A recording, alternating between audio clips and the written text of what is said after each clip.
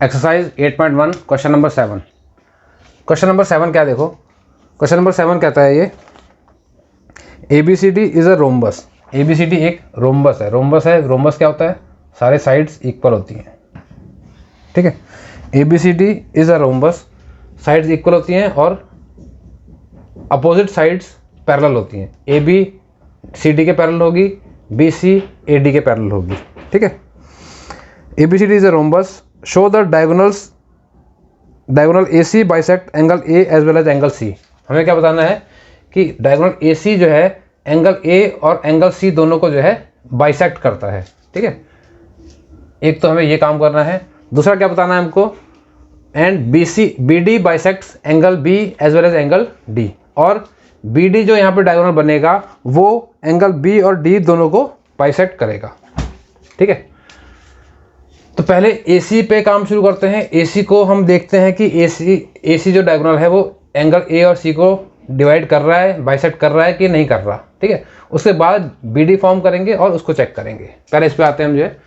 अब देखो इसमें जो है हमें दो ट्रायंगल नज़र आ रहे हैं, एक बोलूँगा मैं ADC और एक बोलूँगा ABC। पहले ट्रायंगल ADC में लेता हूँ मैं जो है, in triangle ADC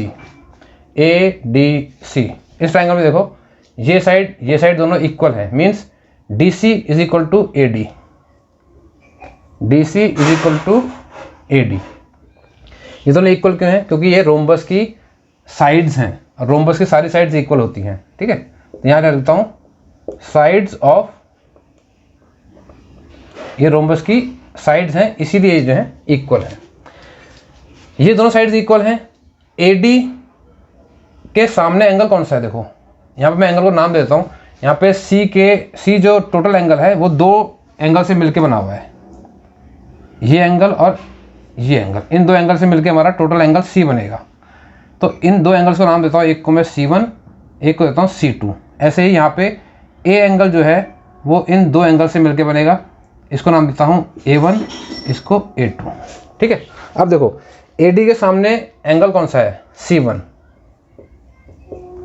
C1 is equal to DC के सामने एंगल कौन सा है? A1। C1 is equal to A1 होगा। क्यों होगा? क्योंकि इक्वल साइड्स के अपोजिट जो एंगल होते हैं वो भी इक्वल होते हैं। किसी भी ट्राइंगल में इक्वल साइड्स, बराबर साइड्स के अपोजिट में जो एंगल होते हैं वो इक्वल होते हैं। तो DC के अपोजिट C1 है और AD के अपोजिट A1 है, ठीक है। तो लिख देते हैं इसको जो है, angle opposite to equal sides are also equal, ठीक है। किसी ट्राइंगल के अंदर इक्वल साइड के अपोजिट एंगल इक्वल होते हैं। तो हमारा एक रिलेशन आ गया, C1 is equal to A1। अब आते हैं हम इस ट्राइंगल पे, ये वाले ट्राइंगल पे आते हैं। कौन सा ट्राइंगल?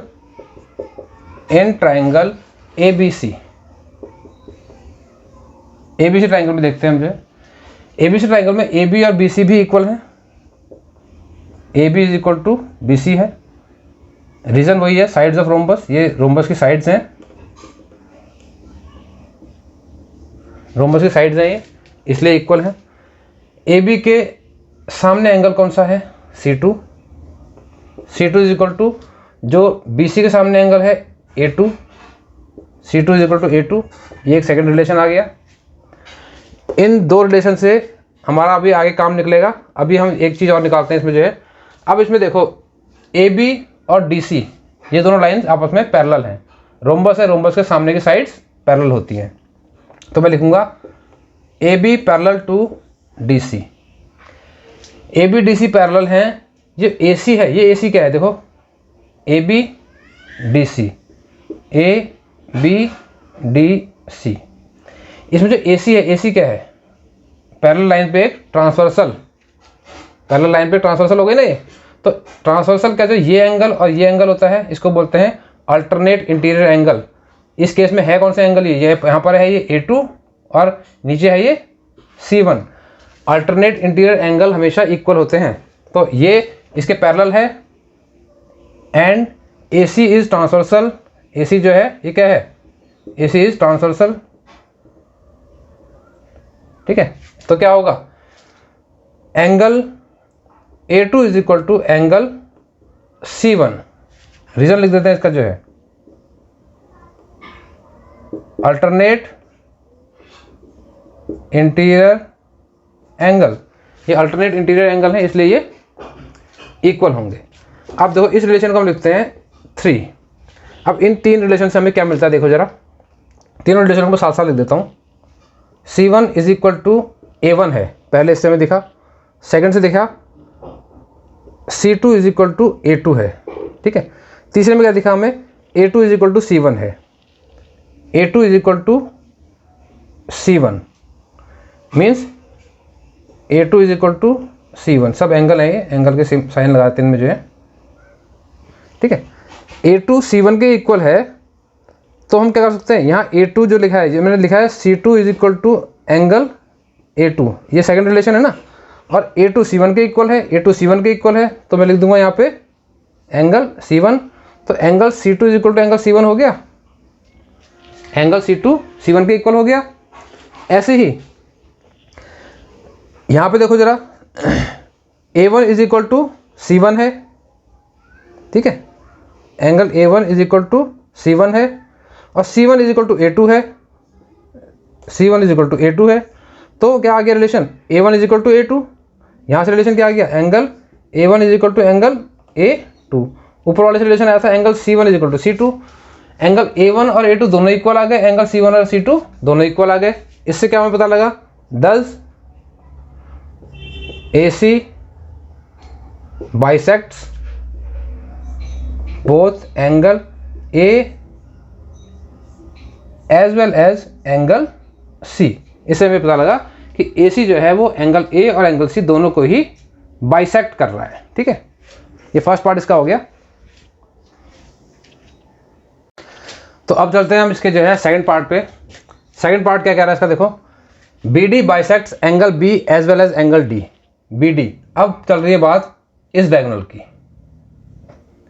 BD जो है एंगल B और एंगल D को बाइसेक्ट कर रहा है। अब दोबारा मैं क्या करूंगा, एंगल D जो कि इन दो एंगल से मिलकर बना है, इसको मैं नाम दे दूंगा D1 D2, और यहाँ पे भी दो एंगल हैं तो नाम दे दूंगा B1 एंड B2।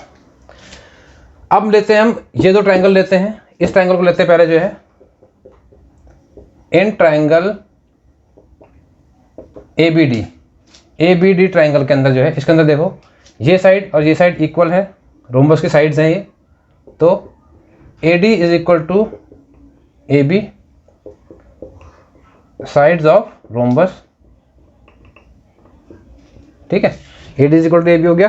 AD के सामने वाला एंगल, AD के सामने वाला एंगल B1 और AB के सामने वाला एंगल D1, तो इसका मतलब है angle B1 is equal to angle D1 भी होगा, ठीक है।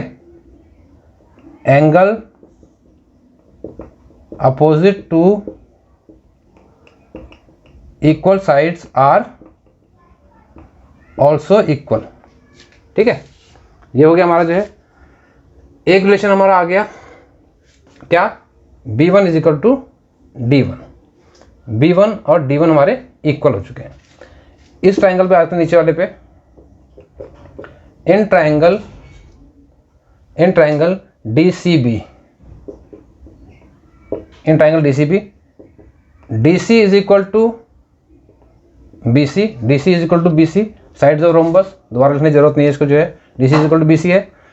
DC और BC बराबर है तो क्या होगा, DC के सामने वाला angle B2, angle B2 is equal to angle,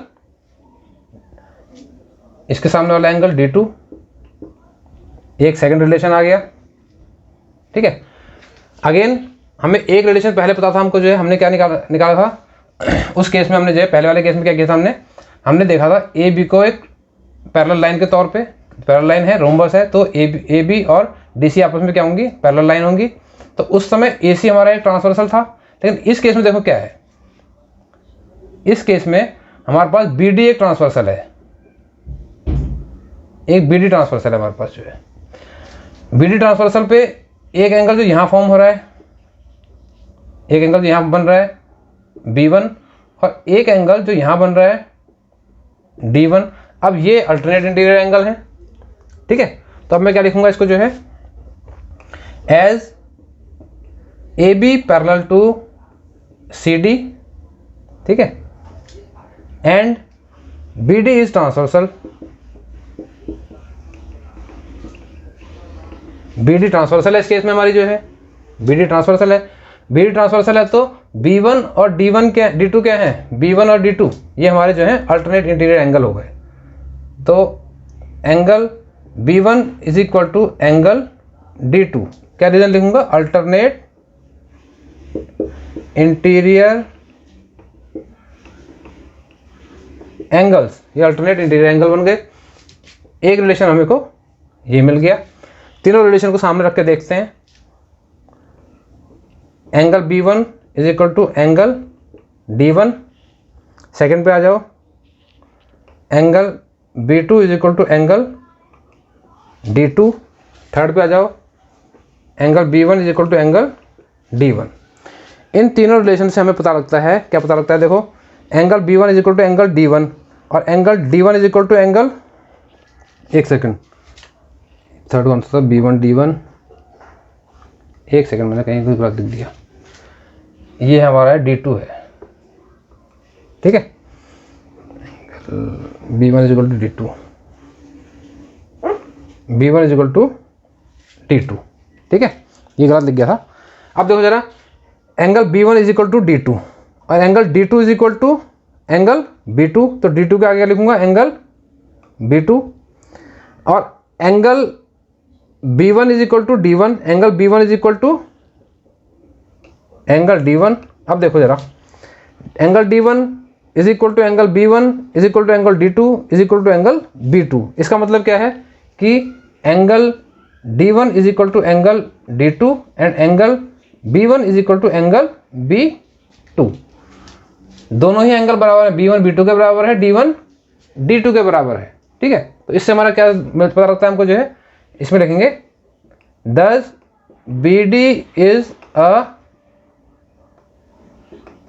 bisector of angle B as well as angle D। तो ये हमारा इसका जो है रिजल्ट निकल आया।